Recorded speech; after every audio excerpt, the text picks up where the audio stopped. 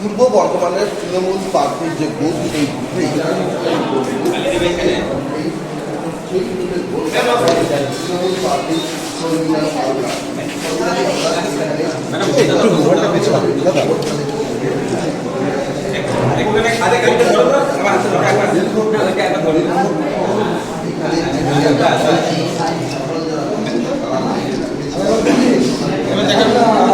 Madam একটু এদিকে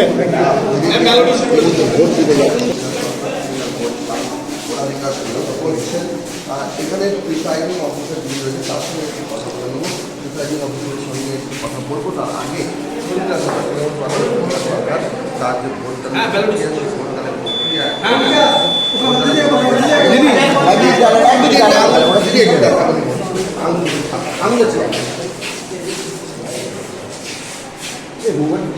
vote দিলেন এখানে প্রিসাইডিং অফিসার তার সঙ্গে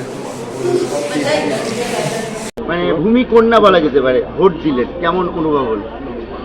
নিজেকে দেখে প্রথমে মানে ভাবছি সত্যি সত্যি ঠিক জায়গায় দিচ্ছি তো একটা কিরকম মনে হচ্ছিল যে ঠিক জায়গায় পড়ছে কিনা।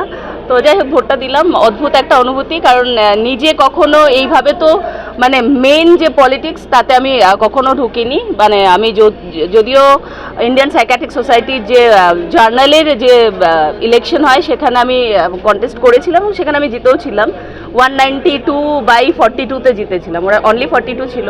তো সুতরাং সেক্ষেত্রে আমার মানে ভোট নিজের জন্য ভোট দিতে ভীষণই ভালো লাগলো, আর মনে হলো যে ঠিক আছে আমি তো জিতেই যাবো, অসুবিধার কিছু নেই। বলছি গতকাল রাত্রে কেতুগ্রামে একজন তৃণমূল কর্মীর খুন হয়, ভোটের আগে উত্তপ্ত কেতুগ্রাম, যদিও সেটা আপনার এলাকা নয় বোলপুর এলাকা, কি বলবেন? বিভিন্ন ধরনের সমস্যা তৈরি করার চেষ্টা করছে এবং বুঝতে পারছে অপোজিশনে যারা আছে যে তৃণমূল আসছে, তো তাদেরকে যে কোনোভাবেই হ্যারাস করা বা যে কোনোভাবে তাদেরকে হুমকি দেওয়া, তারা যাতে না আসে সেই ব্যাপারটাকে তৈরি করার চেষ্টা করছে। তো আমি প্রশাসনের কাছে এটুকুই আবেদন করব যে যাতে ব্যাপারটা ঠিকঠাকভাবে হ্যান্ডেল করে এবং এরকম যাতে সমস্যা আর কোথাও না হয়, প্রত্যেকে যেন সুস্থভাবে ভোট দিতে পারে। শেষ প্রশ্ন, দেখা গেল বিজেপির পক্ষ থেকে অভিযোগ করছে যে আমরা যে পোলিং এজেন্ট রয়েছে যেখানে ভেতরে, সেখানে আপনার নাম লেখা স্টিকার লাগিয়ে বসে রয়েছে, এটাই ভোটারদের প্রভাবিত হবে, এরকমই অভিযোগ, কি বলবেন? দেখুন, এটা তো মানে ইলেকশন কমিশনেরই আছে, পারমিশন আছে, এখানে কোনো সিম্বল নেই, কিছু নেই। তো সেক্ষেত্রে অসুবিধার তো কিছু কারণ নেই, ওরা যদি মনে করে যে এটা অসুবিধা তাহলে সেখানে যারা। ম্যাডাম এই বছর তো প্রার্থী হিসাবে এই বছর প্রথম ভোট দিচ্ছেন, অনুভূতি কীরকম? অদ্ভুত অনুভূতি, মানে নিজের জন্য নিজেকে ভোট দেওয়া, তার উপর এতদিন ধরে খেটে এসেছি, প্রায় 2 মাস ধরে আমার চলেছে ক্যাম্পেনিং, আমি করেছি, যথেষ্ট চেষ্টা করেছি লোকের কাছে যাওয়ার। লোকের কাছে যেতে আমার যদিও খুব একটা অসুবিধা কিছু হয় না, কারণ আমি তার সাথে মিশতে পারি।